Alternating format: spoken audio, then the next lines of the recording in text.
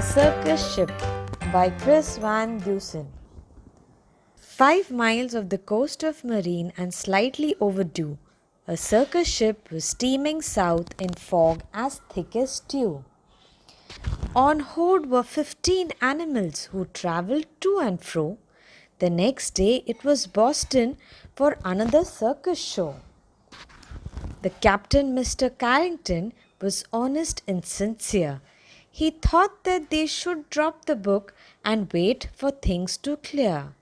But Mr. Payne, the circus boss, was terribly demanding.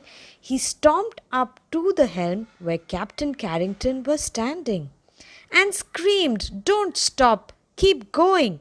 I've got a show to do. Just get me down to Boston town tomorrow, sir, by 2." Then came a crash, an awful bash. Things flew into the air. The ship had smashed into a ledge and no one knew was there. The shattered ship began to tip, then sank without a sound. The splashing, thrashing animals swam round and round and round. The captain said to Mr. Payne, "Pray tell, what shall we do? We can't just leave them here to drown. We've got to save them too." "The animals?" yelled Mr. Payne.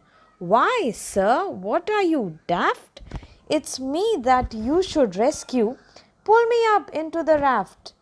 Now ferry me to safety, sir, before I die of cold." "Don't question me," barked Mr. Payne. "Just do as you are told." Through the chilly water all night long, the animals swam on until they reached an island beach just before the dawn. They pulled themselves up on the shore, bedraggled cold and beat, then staggered to the village on weary, wobbly feet. The people in the neighborhood had just begun to rise, and when they saw those animals, they had to rub their eyes. They thought they saw an elephant, but wait, how could that be? And what's that little monkey doing in the cherry tree? Soon animals were everywhere and into everything. There's an ostrich in the house. There's a hippo in the spring. There's a tiger in the tulips. There's a lion on the lawn.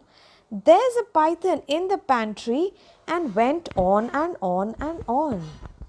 Mr. Hood was stacking wood and nearly jumped a mile when he found the alligator sleeping on his pile. And Mrs. Dotty Daly, who grew daisies by the bunch, discovered that the zebra had been eating them for lunch. And Miss Frankie Fenny found, according to the rumors, the silly little circus monkey swinging in her bloomers. But everything changed quickly, like the turning of the tide. The night the Abbot shed caught fire with Emma Rose inside. From high above the Abbot's farm, the tiger saw the shed. The sight of smoke and fire triggered something in his head. He jumped through flames 1,000 times back in his circus days. So he ran past all the people and he leapt into the blaze. Then everybody panicked. "Help! Help! What can we do?" When from the raging fire something big burst into view. It was the most amazing sight, and everybody froze when they saw the tiger saving little Emma Rose. The tiger's risky rescue changed everybody's mind. The animals weren't bothersome. The animals were kind. And so they lived together. Side by side they got along. It didn't seem like anything could possibly go wrong.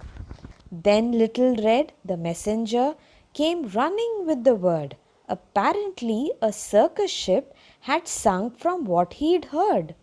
"The animals are from that boat. They swam in from the bay. The greedy owner wants them back. He'll be here any day." So the people called a meeting and then quickly hatched a plan. No animal that came ashore would sail off with that man. The next day at the crack of dawn, a ship was at the pier. and up the lane marched Mr. Payne, whose voice was loud and clear. "I'm the circus owner. My ship sank in the murk. I've come to find my animals and put them back to work." He hiked until he came into the center of the town. His face was red. He scratched his head. He stood there with a frown. Mr. Payne looked high and low, but still he couldn't see the 15 circus animals of the menagerie. He ran around the alleyways, he searched the village square, he even checked a chicken coop. His animals weren't there. Mr. Payne was tuckered out, his heavy chest was heaving. Then Little Red stepped up and said, "I think your boat is leaving." He ran off in a fit of rage. His ship was leaving sight.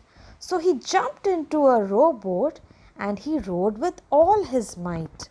And from that day they like to say their lives were free of pain. It was a happy, peaceful place upon that isle in Maine.